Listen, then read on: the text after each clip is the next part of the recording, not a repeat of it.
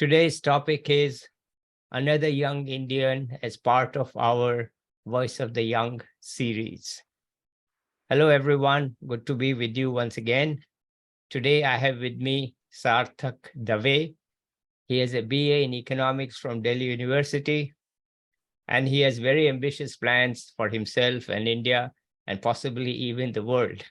So let's hear from Sarthak. Thank you so much, sir, for giving me this opportunity. Greetings, everyone, to all those who've tuned in. It is an absolute pleasure to be getting a chance to present my views here. So, about myself first, my name is Sarthak Dave.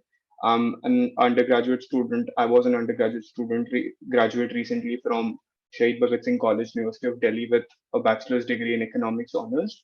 And as sir rightly mentioned, I have a keen interest in topics like finance, public policy, economics, etc., and have been following the global financial markets as well as the global economy of late. And I find myself very passionate about these themes. Outside of work, I'm passionate about sports, traveling, and philosophy, and all of this combined together gives me an opportunity to express my views. So, as I mentioned, By the I have been way, do you following. have any time left for having fun? I think these activities are fun, to be honest. I really enjoy what I do. So Okay. when I say that I'm passionate about finance, it's something that comes very naturally to me. So it's not like it's something that seems very boring and I just do it to work out. It's something that I really enjoy. Financial markets, etc., really intrigue me. And sports, as I said, is something that I'm passionate about as well. So cricket Mhm. and football, a bit of Mhm. fitness, swimming, etc., keeps me in touch. So Okay. that's pretty much about me. Wonderful. All right. Sorry to interrupt. Please go ahead. No, no. So, as I said, I've been following the financial markets of late, and one particular, I started writing blogs when I was in class 12th, and it was around the 2019 general elections. And I remember my first article was around the NYAY scheme that Congress had proposed in, which was NYAY Yojana, which was like a minimum percentage or minimum fixed income subsidy that they were planning, and it really got me started in the field of finance and economics, and I wrote a full-fledged blog on my own website, and I've been like an avid follower of the whole ecosystem of late. And one particular trend that I feel the Indian economy, it really plagues the Indian economy today, and it can have remarkable effects going forward, is the issue of political freebies. I've been following the election landscape as well, and a lot of political parties have, just out of political compulsions, have allowed this trend of giving free subsidies, free this, free that. And as a young Indian who's understood economics, basic economics, I understand the fact that there is no such thing as a free lunch. So eventually, someone has to pay for it. And I can understand, as India is a is a developing economy, and the fact remains that income inequality is very high. So you cannot expect everybody to just be driven by capitalist forces. Someone who's earning below the income threshold, below the minimum income threshold, for him or her, it is important that his or her subsidies are taken care of. So that empathy element has to be there. But the trend that has been emerging, I think a lot of important institutions in India, from the Election Commission to the Supreme Court, have flagged this and have said that this can have really long-term effects on the economy in a very negative way. So I feel that this issue of political freebies has to be taken care of, and there's no single party to blame. To be honest, I think we think that okay, some parties are benefiting more from this, but at the end of the day, everybody does it, and inevitable for an economy, for a developing economy like India, with the democracy at its core. Some amount of populism is desirable to an extent. You just cannot go all in for capitalism as well. Some amount of populism is inevitable and desirable as well.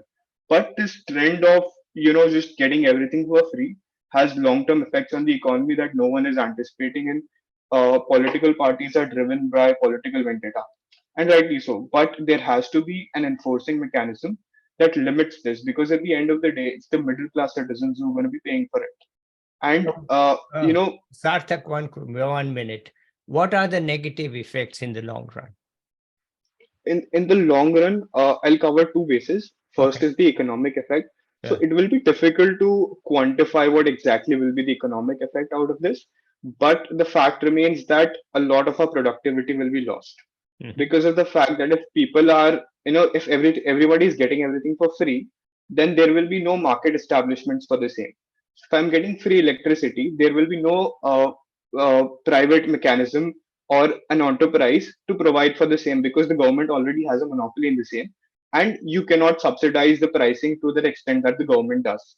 So it effectively kills the spirit of private enterprise. So this is the economic effect that I'm talking about. The second effect, which is a more detrimental effect in my opinion, is the cultural and philosophical thing. That okay, it's creating. India is a young country. Like a lot of our median Yeah. age is what 25, 27, and a lot of our workforce is below the age of 30. So this type of culture where you're getting everything for free and you're able to earn it, it has a very bad social, philosophical, cultural impact where people are getting used to getting stuff for free and they're not actually willing. So it kills the ambition as well. So I think these two important detrimental effects I feel of the freebie culture. And there are certain states in India that are more prevalent in these terms. And there are some states that have done well in terms of establishing a capitalist mechanism with welfare economy as well. So examples Could of you good. name those? Yeah. Can you give us some examples?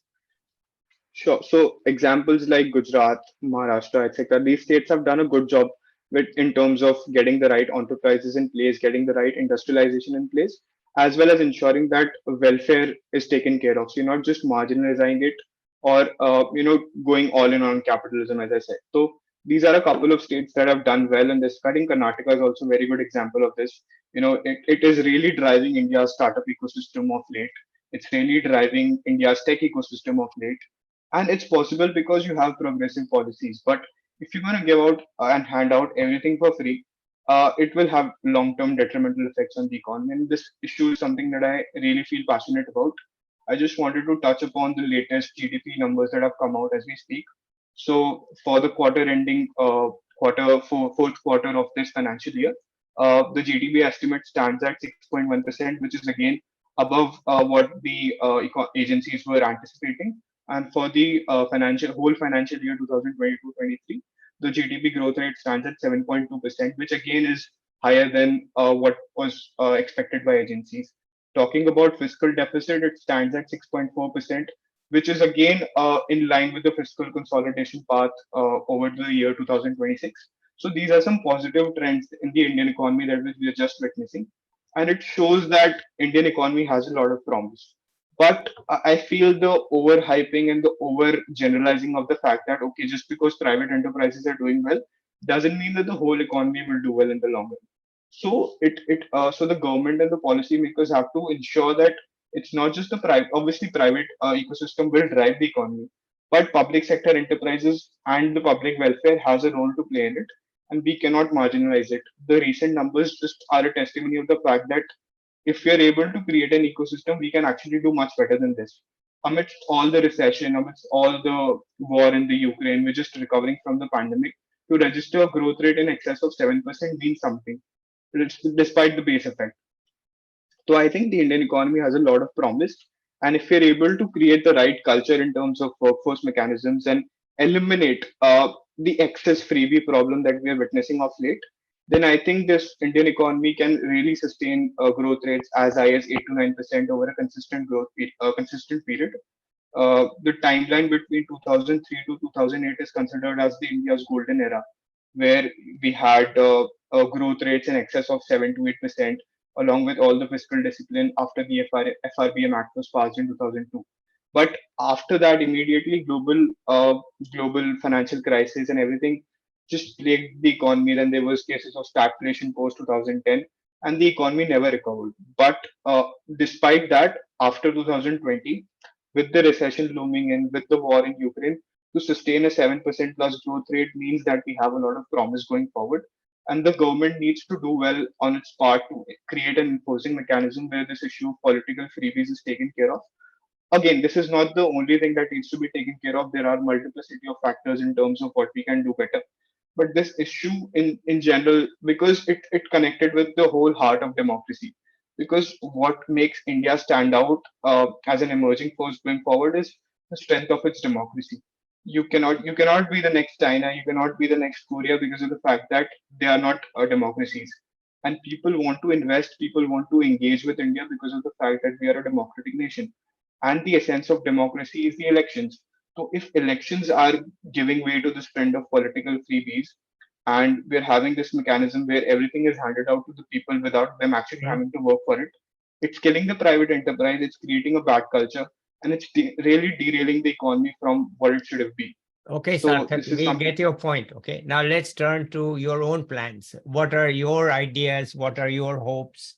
What do you want to do for your own self, right? Sure, sir. So first of all, thank you for giving me this opportunity to talk about this issue that I feel myself very passionate about. Talking about my own personal plans, I plan to pursue a global career in financial markets going forward. As I said, I am really interested in, not just interested, but genuinely like passionate about the field of finance and investing. So the long-term view is to have a global career in the financial markets, private investing space particularly. I'm fascinated by startups. I'm fascinated by venture capital and private equity. And I really enjoy themes around entrepreneurship, business, strategy, etc. So that's the long-term aim. From a short-term point of view, I'll be pursuing my MBA very soon. So that's next in line.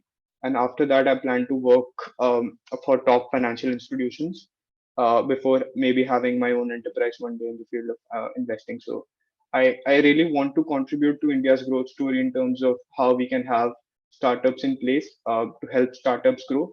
Because startups, in my opinion, and entrepreneurship in general, it's not just about earning profits, or it's actually like the effect of startups has far-reaching consequences, not just in terms of monetary aspects, but non-monetary aspects as well. So if you look at some of the startups in India, for example, like Paytm, they've just not created an enterprise. They've changed the whole consumer landscape. It's changed the way India is spending. It's changed the way India is actually transacting. So that I feel that effect of startups, some of the startups, prominent startups.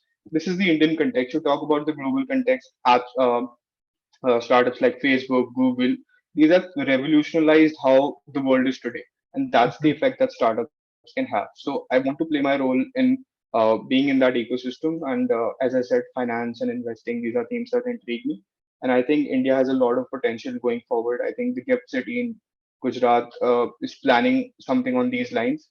But there's still a long way to go because we still haven't legalized hedge funds in India, which I feel is again a drag to our economy, because if hedge funds are legal in India going forward, I think there will be a lot of market activity going on, and that will really instigate the next generation or the next wave of financial investing in India.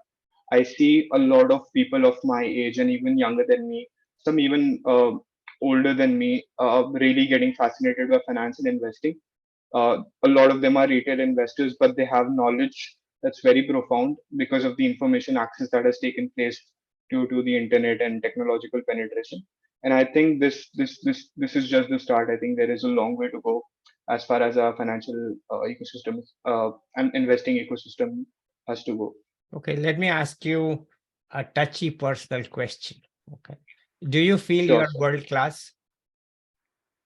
Um, I think so, yes. I've had a lot of interactions with people, not just in India. As I said, I just recently graduated. So I had the fortune to not just interact with people nationally, but internationally as well. And what I've seen, I mean, there is no single metric to define what world class is, but just in terms of if I were to just qualitatively assert the fact that, okay, I know that what's happening in New York, or what's happening in the New York Stock Exchange, or what's happening in the top Ivy League institutions of the world is known to me, is accessible to me, and I can compete at that level, then I would probably call myself world class. So from that point of view, I can say a world class, but I don't think that I'm the best, or I just don't want to be very arrogant about it in any way.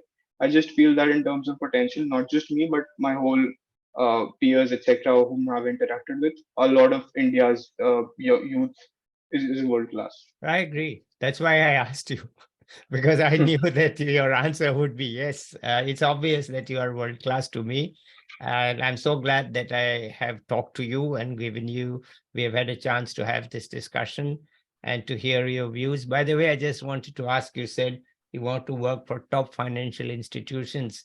Can you give some names for these? What are the top So financial institutions for you?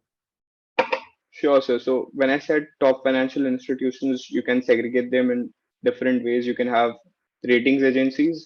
The classic economic side, you have the Moody's and Fitch ratings, etc. Those are on the rating side.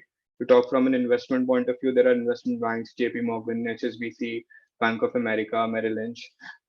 You have Morgan Stanley. These are top financial institutions from an investment banking point of view.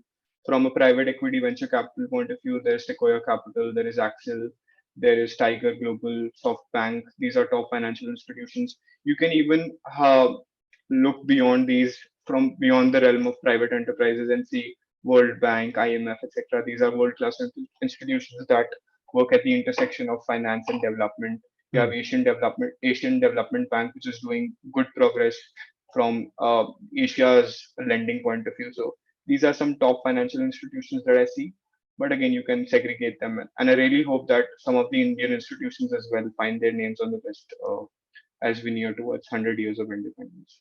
Okay, fantastic. I'm so glad that you came here and you spoke so eloquently and clearly about what you want. I'm really glad. Do you have any final words before we close this? First of all, thank you to all the listeners who've stood thus far.